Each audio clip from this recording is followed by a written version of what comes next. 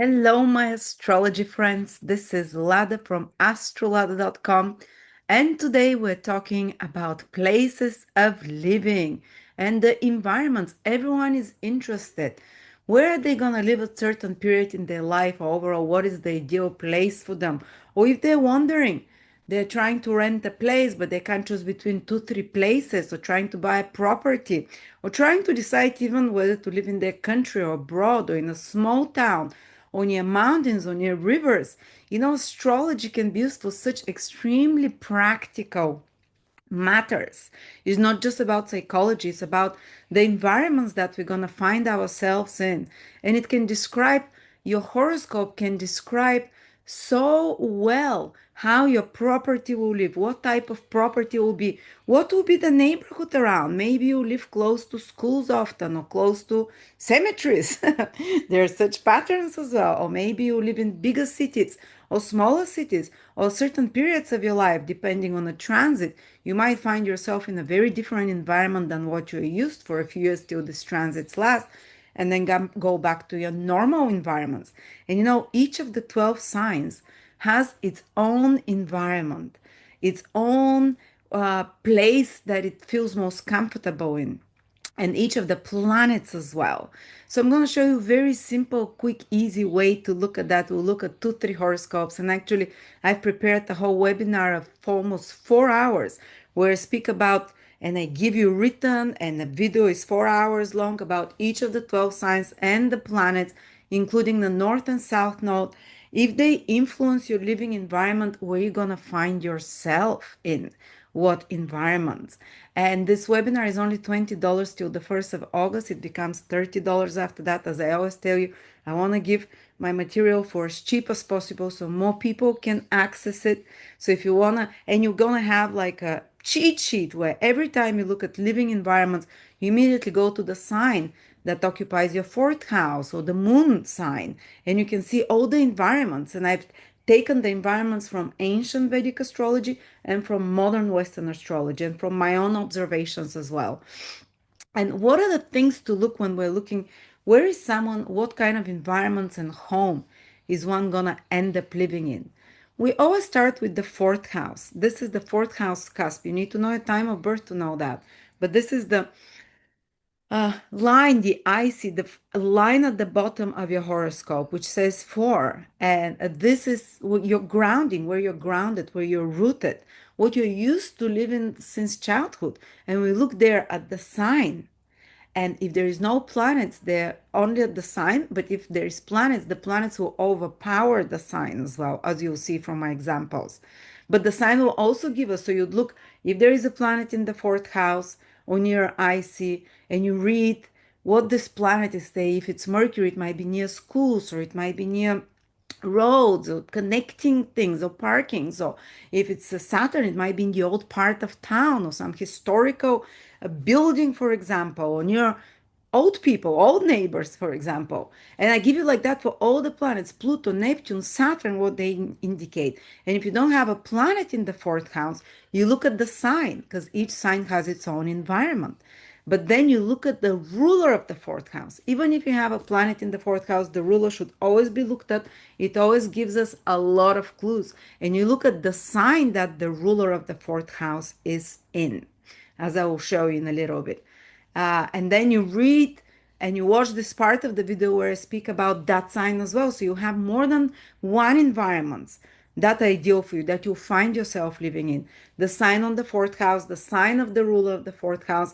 Plus you look if there is any planets next to the ruler of the fourth house. Say the ruler of your fourth house is Mercury, because you have Virgo there, and Mercury is conjunct with Pluto and Uranus. That will give you very different environments than if your Mercury is conjunct Venus, for example. So you see so many details, and also you look at the moon sign. Of course, the moon is where we feel most comfortable in. The moon is the home, and you combine a few of those environments, and you'll see that every time in your life you've lived usually in such environments and with such properties and homes. And also you can look at the ruler of the ascendant. The ascendant is the first house, which means you, and the ascendant ruler becomes you. And whatever sign that ascendant ruler is, you find yourself in such environments throughout your life. You might not even live there, but just might be surrounded by such environment constantly, often. And then you can look at the planet with the highest degree. It's called the soul planet. It's again a significator of the self, of your body, of your whole self. The planet, but only till Saturn, from starting from Moon, Sun, Mercury, Venus, Mars, Saturn, Jupiter, up to Saturn. Don't look at Uranus, Pluto, and Neptune. These are new planets because only the visible planets can be a soul planet. And when you find the highest degree planet, also look at its sign. Its sign will also show you the environments. But let me give you a few examples. And if you want to like get through all the 12 signs and planets and the environments and real life stories, I keep giving you in the webinar real life stories, how it played out, how the property of the person lived, what it was situated next to, so they can know. And I'll give you an example with my sister-in-law. Here it is. And this is someone who has multiple properties, three properties so far. And a few years ago, she came to me and she said, we are choosing a property between, we've chosen two properties. We can't decide which one. And I asked her, okay, tell me, where is it? And she said, both are at the seaside, by the ocean, by the sea. That makes immediately sense to me because Neptune, as you learned from the webinar, rules the ocean, the sea. So I said, great, you're supposed to have property by the sea. You have Neptune there. She says, yes, but they're both in the same town. They're both by the sea. So which one would be? And I said, okay, Neptune, what else can Neptune mean? I said, is there one of the properties is there swimming pool in the complex, which is Neptune as well? And she says, yes, one has a swimming pool, but the other doesn't. I said, does one of them see directly the sea? Which one is closest to the sea? And she said, okay, the same property that has the swimming pool. Then I said, okay, let's look even further because they're both at the seaside, you know. One has a swimming pool, which is even more Neptune energy, but let's see a bit more, you know. And I said, I'm looking here, Scorpio. I'm like, Scorpio, is any of them close to a cemetery? She said, no. I said, is any of them close to ancient ruins? Some kind of abandoned houses. This is one of the Scorpio energies. And she says, well, one, she started thinking and she says, you know what? They just, in front of one of the places she's choosing, found an ancient buried town, like an ancient burial place, even like ancient ruins. And I said, okay, does the other one has ancient ruins? And she says, actually, yeah, it's in the old part of the city. It has some ancient stuff near it.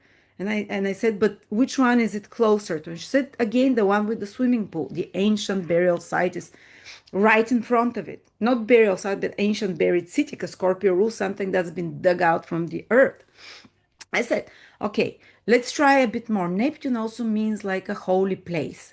Could there be like something, because in Bulgaria here we have like little churches or little temples for Christian temples around.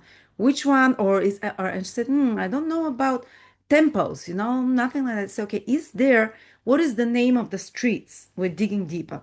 And she said, well, one is called, I forgot what the name was, but it was the name of some scientist or something, or some famous Bulgarian from before.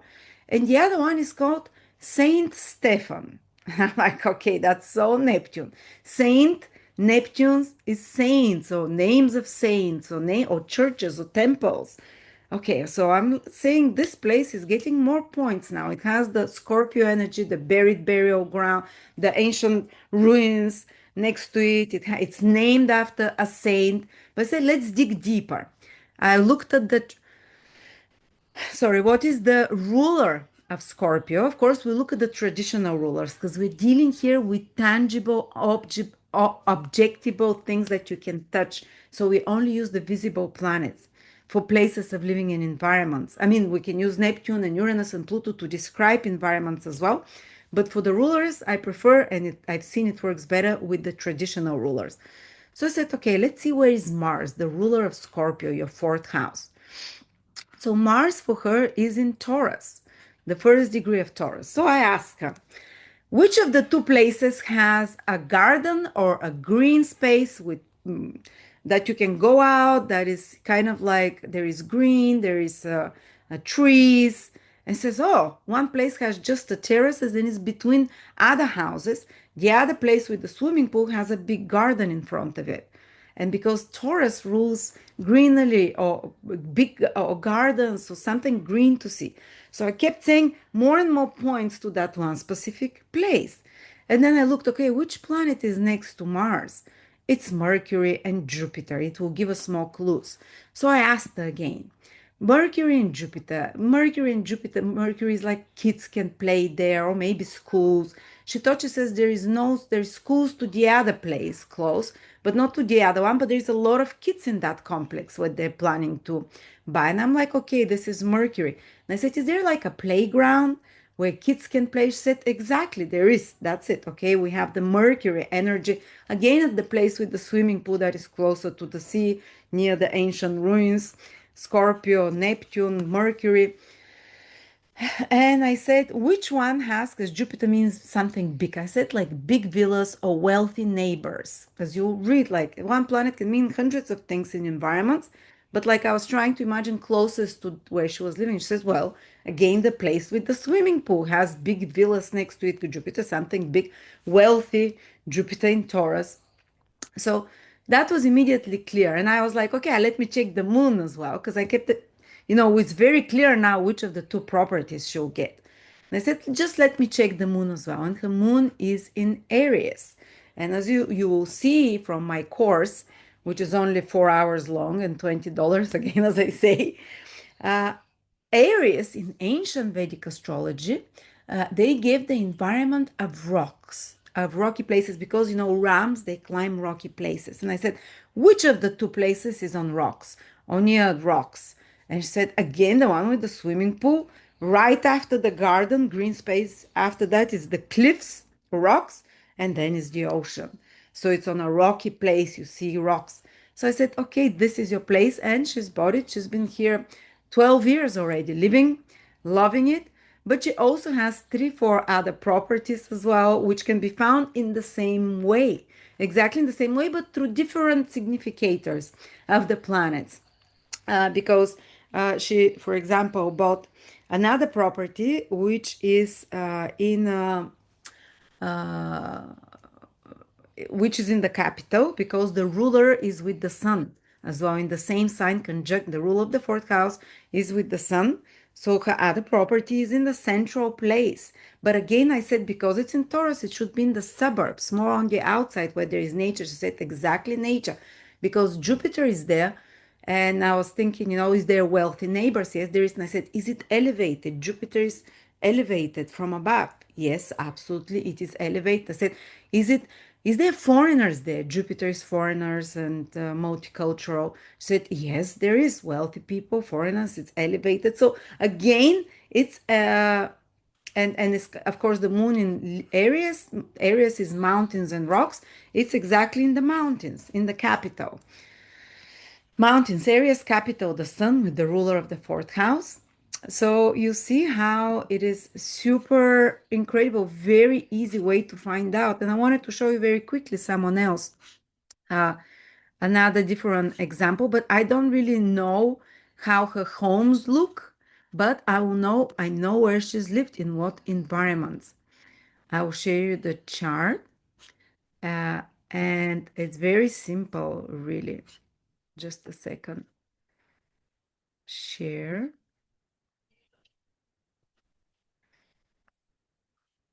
So this is the chart of someone. She's lived all her life abroad, pretty much since she was 18. And she's always lived in capital cities. Why? Because her fourth house cusp is in Leo. As you hear, Leo can also mean forest, jungles, and where wild cats go, but it also means capital, or the center, or something like that. So she's always lived in Sofia, capital Bulgaria, in London, in Athens, all capitals. Then I decided to look at the ruler, the sun, and the sun is in Sagittarius. And when you read when you watch my video, that my webinar, you see Sagittarius is foreign, can be foreign environment. She's always lived foreign countries. Then I decided to look at the ruler of her ascendant, what environment she'll find herself in. Well, it's Mercury. Sagittarius, foreign environments. I decided to look at what is her highest degree planet. Her highest degree planet is Jupiter. Remember, I told you not to look at Neptune, Pluto, and Uranus. From the traditional seven planets, is Jupiter. It's again in Sagittarius. She found herself so Trik, the ruler of the fourth house, the ruler of the ascendant, her soul planet, all put in Sagittarius, foreign places, foreign multicultural environments. So it's very easy sometimes, And her moon is in Cancer, and when she was buying her property in London, looking for to rent something like that, she was saying, "Give me more." Okay, I know I'm in a foreign country. Give me more. And I was like, "Okay, your moon is in Cancer. Is it close to the river? Because can be connected to that." And she says, "Okay." And she chose the one that was closer to the river than the others. And because the sun, the rule of the fourth house, is with Jupiter in the same sign, well, wealthy neighborhoods. And she chose a wealthy neighborhood is with Uranus. And I said, there is either like a cell tower there, or there is like some tech hub, or specific materials. I even taught her what the house can be made out of. How, if is it more glass or whatever. So it's incredible how this method can be used and how the houses look. So can show you my little brother, for example, as well. Uh, da, da, da, da, da. He has one property only. But fourth house cusp, Libra, very beautiful. Libra is very something beautiful, well designed. It's like it's designer apartment. Where is it? Libra in ancient text, as you'll see from the webinar, is sprawling cities around which trade has developed. Trade, where there is trade, where there is things are moving and bustling. So they live exactly in such sprawling city that develop around trade. And I saw the moon is in Cancer. I said, you have to be near water. Is there like a water fountain or whatever? No, I didn't ask him. I know where he lives. I got him the property. It's by the seaside as well. And the ruler of the fourth house is Venus. Venus rules Libra. It's in Virgo, extremely clean house, Virgo. Everything is color coordinated, great attention to detail, and it is even the colors of the clothes, how they're arranged, is very color coordinated. And when they were choosing the flat to buy it, because I was helping them there, I said, okay, it needs to be near, might be near pharmacy, Virgo, or it might be near schools, Mercury here. And that's exactly actually the property that they chose. It was near, it's next to schools. And I said, oh, maybe more neighbors, Mercury there, and young families, Mercury again, with children, and Virgo. And I said, it needs to be close to your work. So his wife works in a pharmacy right next to the house, because Virgo, when the rule of the fourth house is in Virgo or in the sixth house, the home needs to be close to the place of work or working there. While my brother himself works from the home, so he has an office there. So you see how, and because the moon is in the 12th house, there might be possibly even foreign residents in the future. We will see. But it's very simple, very fast way to see to help you, whether when you're choosing property to rent, to buy, which are your environments. Like I have Pluto influence on my fourth house ruler, and my best, happiest places actually that I ever lived in and that I live in by two Plutonian places, which is one is ancient ruins, this place that I'm here right now, right in front of me. It's next to my sister-in-law, actually. It's right by ancient ruins. And the other one is right next to cemetery. The Pluto influence is there in both places. And or haunted houses. Anyway, I hope you enjoy that. It's very simple. It's great practical tool to use. This webinar was so much fun for me to do, going through people that I known and worked with and telling their stories and giving for each, going sign by sign, planet by planet. I think you would enjoy it a lot. So check it out in the description below. Thank you.